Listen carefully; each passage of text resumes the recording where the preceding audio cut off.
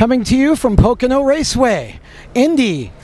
Coming back to Pocono for the first time in 20 years, bringing the Indy Lights division with them, talking with Zach Veach, one of the Indy Lights racers. And Zach, so far not the best weekend for you, still struggling a little bit. Yeah, it's been extremely tough for us here. Even at the open test yesterday, then this morning practice and qualifying, we're just really struggling with the car, just can't get it right. But, I got a lot of faith in the Andretti team. We'll get it figured out for the race. Never really focused on qualifying too much, so I wasn't expecting us to do too well there, but we got a really good race car, so we'll see. You've had a pretty good season to date, though I know that you're looking to get up and challenge Carlos and some of the other guys for some wins, but you had a particularly good run at Milwaukee for a while. Yeah, well, we've been fighting this problem in the car that halfway through the race we pick up a vibration, and with that happening, we just lose all of our rear grip by the end of it. So, at Milwaukee, I should say, yeah, we had a 10-second lead, and then that vibration came in, and we lost all of that. So, that was a tough weekend for us, but we've been fighting it back and forth. It's just today's a little tough on us because the past two races we've been contenders for the pole, and then even throughout the race. So hopefully we can start in the back and work our way up front here afternoon. Now, for the fans who aren't real familiar with you, Zach, let's talk about your background a little bit. You didn't start racing until you were 12 years old, and you're how old now? I'm 18. I don't look like it, but I am 18. So in 6 years, you've climbed from go-karts to Indy Lights. Walk us through that stepladder for you. Well, I've been very thankful to be with a team such as great as Andretti Autosport, because, they found me when I was only 15 years old, and I've been with them ever since. So they've really helped me develop my career to get to the point where I could jump into an Indy Lights car at just 18. So, we've had a lot of work behind us, and we still got a lot of work to go, but it's been a lot of fun here in the past.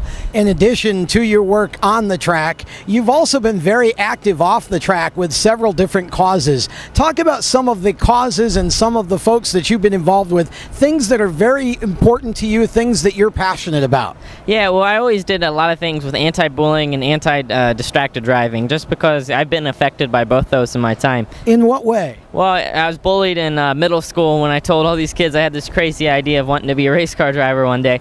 And then there's a girl from my community that lost her life when she was texting while driving. So I come from a small town of about 200 people, so that really affected all of us, and I wanted to do something to make sure that didn't happen to anyone else.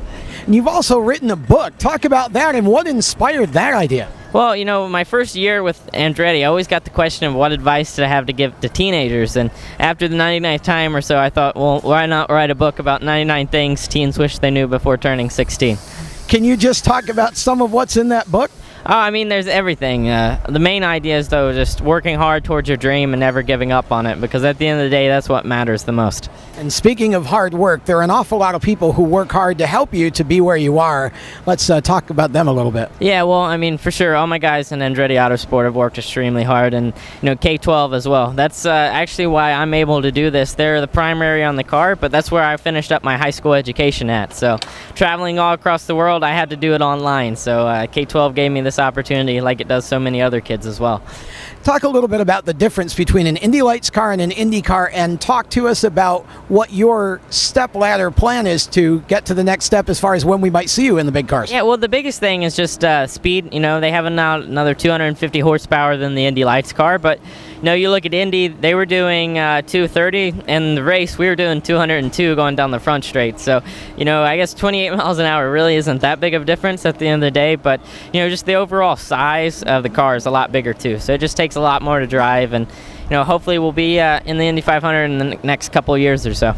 And I'm sure a lot of people are going to want to know, what's it like to be coached by Michael Andretti? What's it like to work with him? Well, it's a very special opportunity for me. Like I said earlier, it's the only way I could be here today if I've had the help from Michael Andretti, because they have such a long history in racing, of course, and they have a big knowledge base. So for me to be a young driver kind of absorbing all of this in, it makes it really helpful for me. I'm sure it does. Well, I know that you need to get back to work and see if you can dial in the car for the race a little later on this afternoon. Thanks an awful lot for taking some time to talk to us. And one last question for you. How can the fans follow you? Well, Twitter at Zach Veach, and then Facebook as well, and through my website, zachveach.com. We love hearing from you all, so thank you. I really appreciate the support. That is Zach Veach, driver of the Andretti Autosports Indy Lights car. And I am Tom Baker. You're watching Race Chaser Online.